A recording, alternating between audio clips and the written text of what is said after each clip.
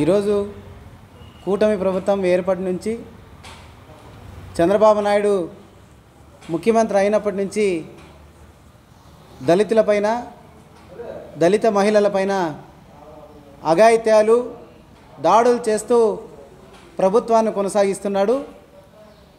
చంద్రబాబు నాయుడిని ముఖ్యమంత్రిగా ఉండడానికి అనర్హుడని మేము ఘంటాపథంగా తెలియజేస్తున్నాం. ఎందుకంటే ఈ రాష్ట్రంలో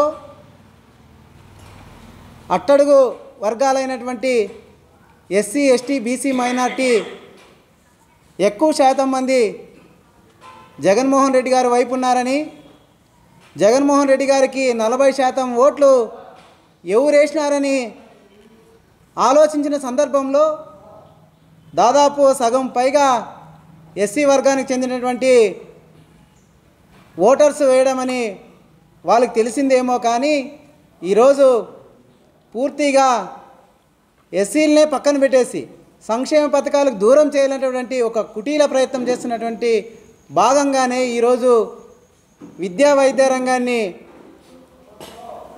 ఎస్సీ, ఎస్టీలకు దూరం చేస్తున్నారు. ఈరోజు మనం చూస్తున్నాం, జగన్మోహన్ రెడ్డి గారు ఆ రోజు ముఖ్యమంత్రిగా 17 మెడికల్ కాలేజీలు తెచ్చి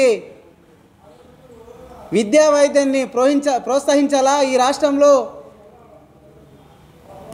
పేదల్ని ఒక ఉన్నత స్థానంలో నిలబెట్టాలన్నటువంటి సంకల్పంతో 17 మెడికల్ కాలేజీలు తెచ్చి అందులో 5 పూర్తి చేసి అవి ఇనాగ్రేషన్ కూడా చేస్తే, ఈరోజు కూటమి ప్రభుత్వం చంద్రబాబు నాయుడు ప్రైవేటీకరణ చేస్తూ ఆ విద్యకు సంబంధించిన సందర్భం కానీ వైద్యం కానీ ఈరోజు దూరం చేయాల్సినటువంటి ఆలోచన చేస్తున్నాడు.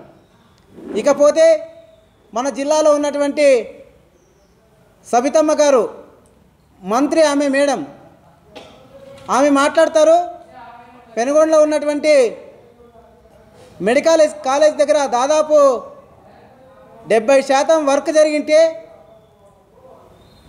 60 ఎకరాల్లో జరుగుతున్నటువంటి వర్క్ని ఎక్కడో మూలన పోయి ఒక పిల్లర్ దగ్గరకు పోయి ఫోటో తీసి ఇక్కడ మెడికల్ కాలేజ్ పూర్తి కాలేదని నిసిగ్గుగా తెలియజేస్తున్నారు. మేడం గారు, మీకు కళ్ళున్నాయా? కళ్ళుండి కబోదులా అని మేము ఈరోజు మీకు అడుగుతున్నాం.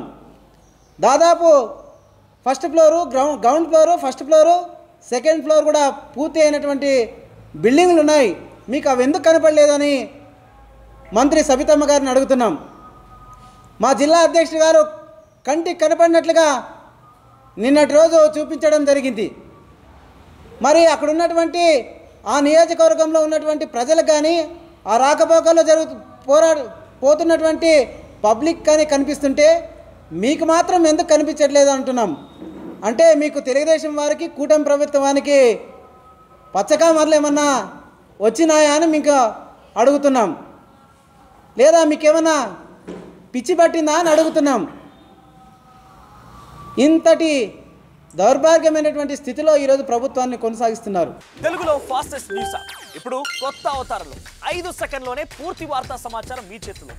సోషల్ మీడియా ట్రెండ్స్ మీ కళ్ళ ముందుకే live TV and voice search ఆప్షన్స్తో ఇప్పుడే డౌన్లోడ్ చేయండి. యాప్ లింక్ డిస్క్రిప్షన్లో ఉంది.